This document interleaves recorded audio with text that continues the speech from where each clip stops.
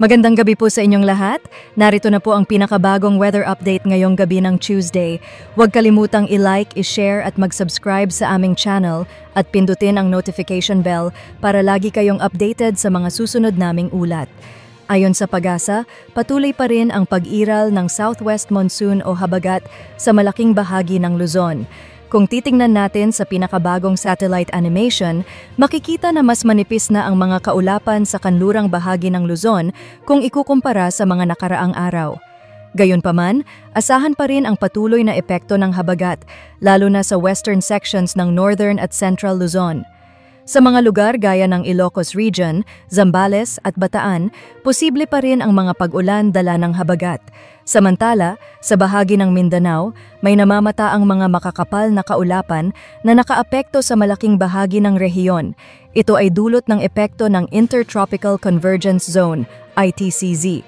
Dahil dito, asahan ang mga pag-ulan sa southern portions of Mindanao, kabilang na ang Davao Region, Soc-Sargen, at ang southern portions ng Zamboanga Peninsula. Sa mga nabanggit na lugar, maaaring makaranas ng scattered rains and thunderstorms, lalo na ngayong gabi hanggang bukas ng madaling araw. Para naman sa nalalabing bahagi ng bansa, malinis ang ating satellite animation kaya't inaasahan ang generally fair weather.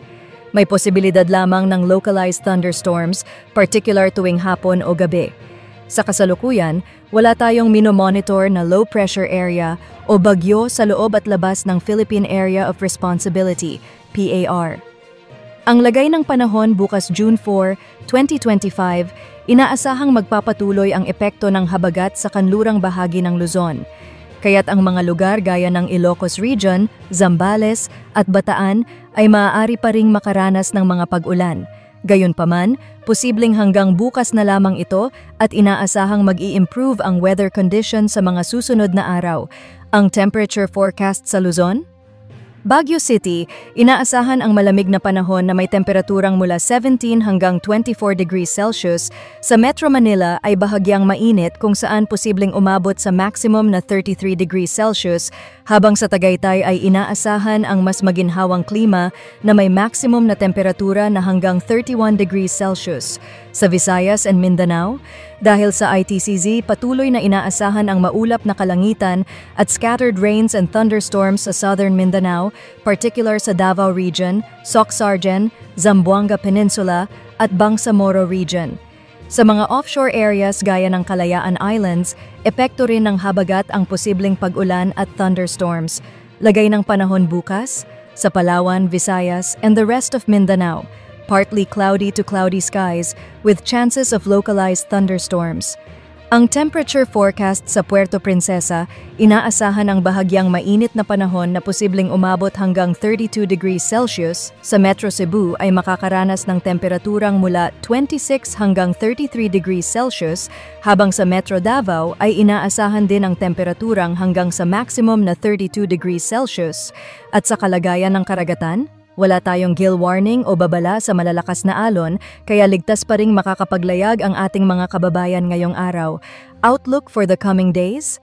Simula Thursday, inaasahang hihina na ang epekto ng habagat sa Luzon, kaya sa mga lugar gaya ng Metro Manila at Baguio City, inaasahan ang improving weather hanggang weekend.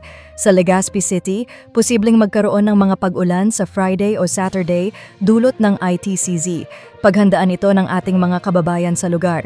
At ang lagay ng panahon sa Thursday to Saturday sa Metro Manila, inaasahan ang bahagyang mainit na panahon na may temperaturang mula 25 hanggang 33 degrees Celsius. Sa Baguio City ay malamig pa rin na nasa pagitan ng 16 hanggang 25 degrees Celsius, habang sa Legazpi City ay makakaranas ng katulad na init na mula 25 hanggang 33 degrees Celsius. Sa Visayas, epekto ng ITCZ at habagat ang magdadala ng mga pag-ulan, lalo na mula Friday to Saturday. Sa mga western areas ng Visayas, tulad ng Iloilo, epekto ito ng habagat. Sa Metro Cebu, inaasahan ang temperaturang mula 25 hanggang 33 degrees Celsius. Sa Iloilo ay bahagyang mainit na posibleng umabot hanggang 32 degrees Celsius, habang sa Tacloban City ay makakaranas din ng temperaturang mula 25 hanggang 33 degrees Celsius.